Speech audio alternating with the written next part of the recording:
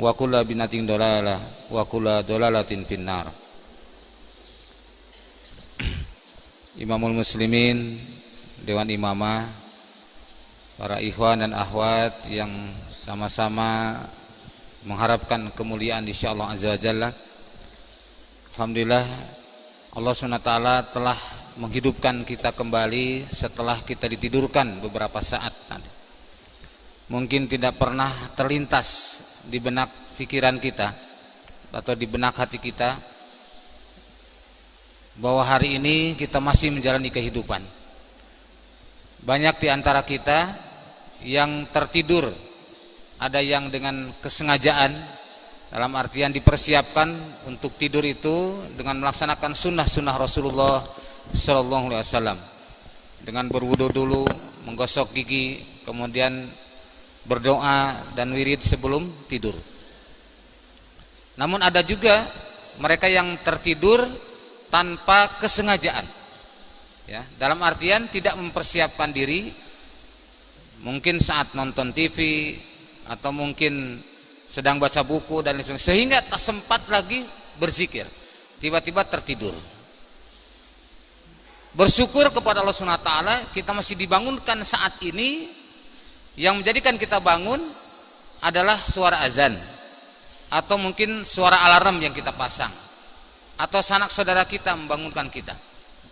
Bayangkan bila terjadi sesuatu pada diri kita yang menjadikan kita bangun, bukan lagi suara alarm, bukan lagi sanak saudara kita, bukan lagi suara azan di masjid, tapi menjadikan kita bangunlah bentakan malaikat di dalam kubur yang bertanya kepada kita, man rabbuka, siapa Rabbu.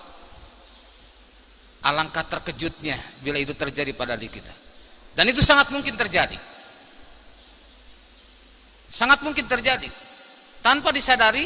Tiba-tiba seseorang sudah di dalam kubur. Mungkin enggak? Sangat mungkin, ya. Oleh karena itulah para ikhwan rahimakumullah, mari kita evaluasi sebelum itu terjadi pada diri kita. Mari kita tanya, man ana, aina akunu, fa aina adhabu. Siapa saya, di mana saya tinggal atau di mana saya berada, fa aina adhabu, dan kemana saya akan pergi. Ini hendaknya jadi bahan pertanyaan terus-menerus dalam diri kita. Siapa saya? Saya seorang manusia. Siapa saya? Saya seorang muslim. Siapa saya?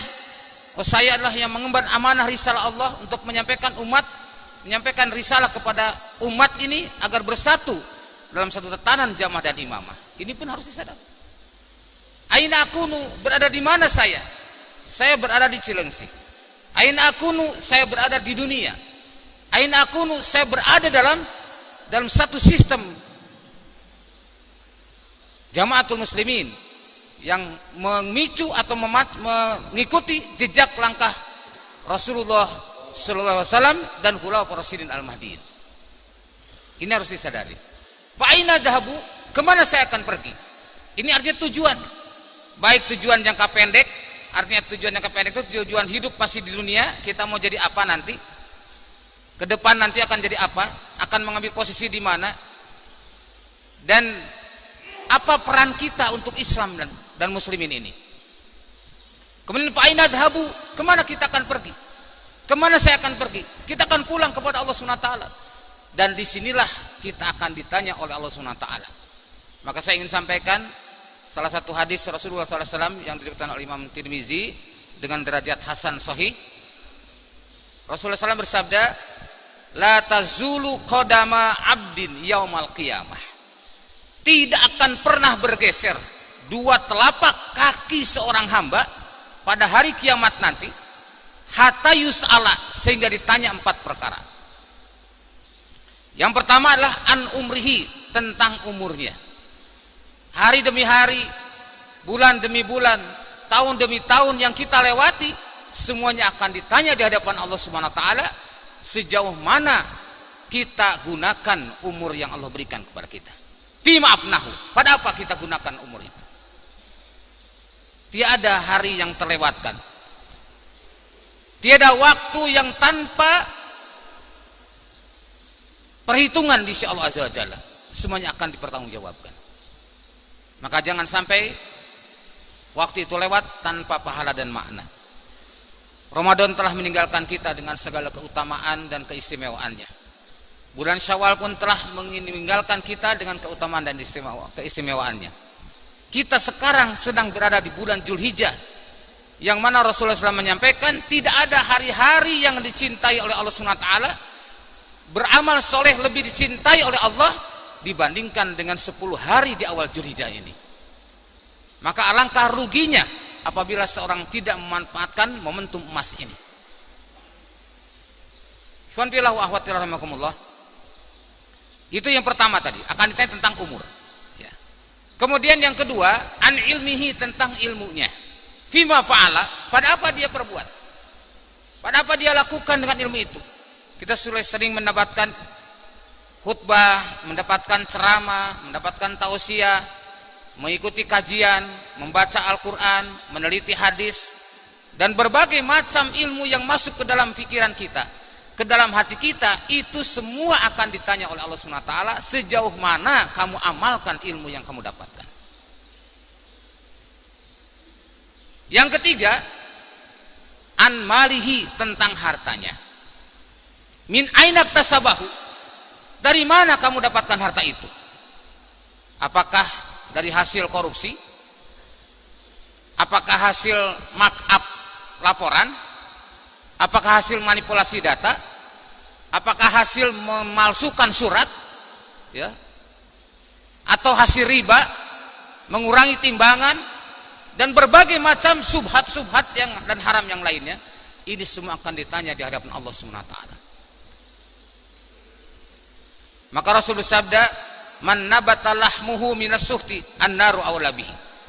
Barang siapa yang dagingnya tumbuh dari perkara yang haram, annaru awla bihi, neraka lebih pantas baginya. Kenapa? Karena Allah SWT tidak akan menerima yang kecuali yang baik.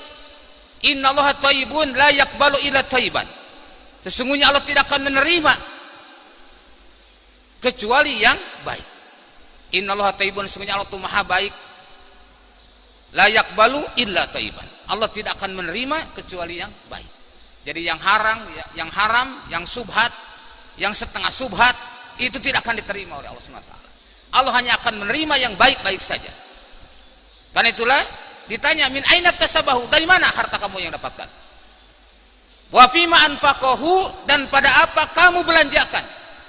1 rupiah yang kita keluarkan bukan pada jalan Allah, maka itu akan jadi malapetaka nanti di yaumil qiyamah. Maka hendaklah berhati-hati ketika kita mengeluarkan harta kita. Jangan sekali suatu memberikan kalau harta pada yang sia-sia, apalagi mubazir. Itu berat tanggung jawabnya di hadapan Allah. An malihi. Yang keempat adalah an jismihi, tentang jasadnya.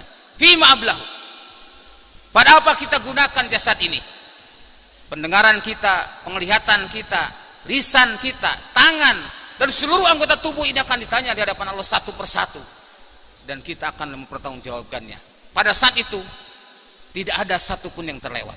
Maka setiap manusia akan melihat amalnya sejauh mata memandang, satu demi satu terinci dengan benar, sangat terinci, tidak ada satupun yang terlewat. La sogira wala kabira, tidak yang kecil tidak yang besar, semuanya akan diperlihatkan oleh Allah SWT. Maka hendaklah kita sering melakukan muhasabah. Imam Hasan Al-Basri mengingatkan kepada kita bahwa barang siapa yang selalu melakukan muhasabah, melakukan introspeksi, mengevaluasi diri selalu, maka dia akan diringankan di hadapan Allah nanti di yaumil qiyamah, nanti hisabnya akan diringankan. Karena dia sudah banyak melakukan muhasabah di dunia, lalu kemudian memperbaiki apa yang telah dilakukannya dengan keliru. Tapi sebaliknya orang yang tidak pernah melakukan muhasabah, tidak pernah melakukan introspeksi, menghitung-hitung amal, maka nanti akan misal di yaumul qiyamah, karena akan kaget dengan amalan-amalan yang buruknya, dengan amalan-amalan yang kelirunya, dia akan kaget luar biasa. Maka Allah mengingatkan, Iqra kitabaka kafa binafsikal yauma alaika hasiba. Bacalah olehmu kitabaka, kitabmu, catatan hidupmu. Kafa binafsikal yauma alaika hasiba.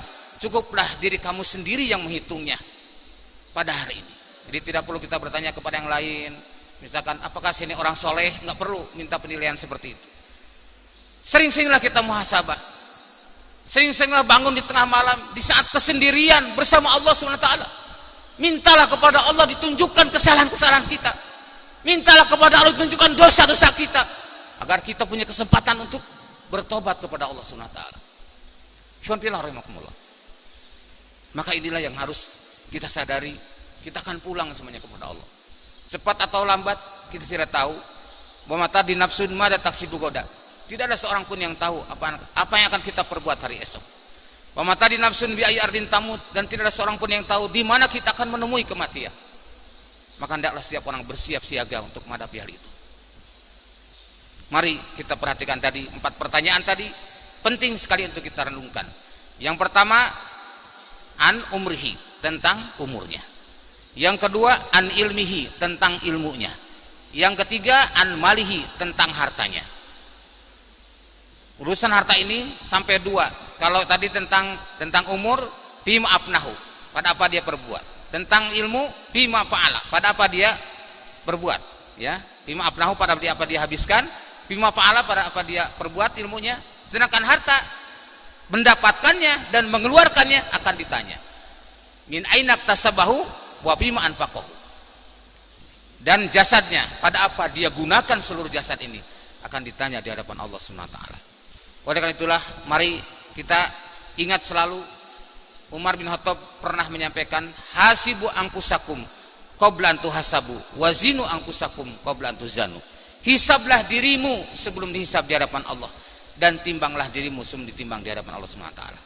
Para ikhwan dan akhwat yang Allah muliakan, sebagai penutup tausiah pagi ini saya ingin menyampaikan satu hadis Rasulullah SAW yang diriwayatkan oleh Imam At-Tirmidzi dan Darimi, dan Al-Albani mensahihkan hadis ini, bahwasanya di antara kita sangat mungkin ada lintasan-lintasan hati yang menjadikan kedengkian satu sama lain. Padahal semestinya tidak ada dengki di antara kita. Bagaimana supaya hilang kedengkian dalam hati ini? Rasulullah SAW mengingatkan, salasun la yuhilu alaihina qalbu muslimin. 3 perkara yang tidak akan terjadi kedengkian di hati seorang muslim bila kita melakukan 3 hal ini. Yang pertama adalah ikhlasul amali lillah. Ikhlas beramal karena Allah. Jadi mari kita evaluasi, jangan sampai kita beramal, jangan sampai kita berbuat, jangan sampai kita bertindak dalam sesuatu karena si A, karena si B. Karena imam, misalkan kan amir markas, karena mudir, atau karena yang lain, atau karena ustadz, karena malu, karena posisi saya sebagai A, sebagai B. Jangan. Mutlak semata-mata karena Allah. Bersihkan dari semua niat. Yang kedua, wa munasahatu aimatil muslimin aulatil amri. Yang kedua, menasihati imamul muslimin atau menasihati ulil amri. Ini satu keniscayaan untuk menghilangkan kedengkian. Saya yakin, kita semua yakin ya, bahwa di dalam diri kita mungkin ada sesuatu yang tidak setuju dengan imam, tidak setuju dengan dewan imamah, tidak setuju dengan ustadz, tidak setuju dengan amir, atau siapapun, atau kita sama teman ada yang tidak setuju. Maka jangan sampai disimpan dalam hati, maka diungkapkan dengan nasihat. Ingat, nasihat bukan untuk mempermalukan orang lain, tetapi nasihat untuk memperbaiki. Sebagaimana imam sering sampaikan, kata nasoha itu daripada artinya menjahit, artinya menutup yang robek sehingga tak nampak lagi robeknya, ya, menutup yang bolong sehingga tak lagi nutup, terlihat lagi oratnya, dan sebagainya. Maka dalam ini tawassul bihaq wa tawassul bisabri wa tawassul bil marhamah. Hendaklah kita menasihati dengan benar, dengan ilmu dan Al-Qur'an dan Sunnah.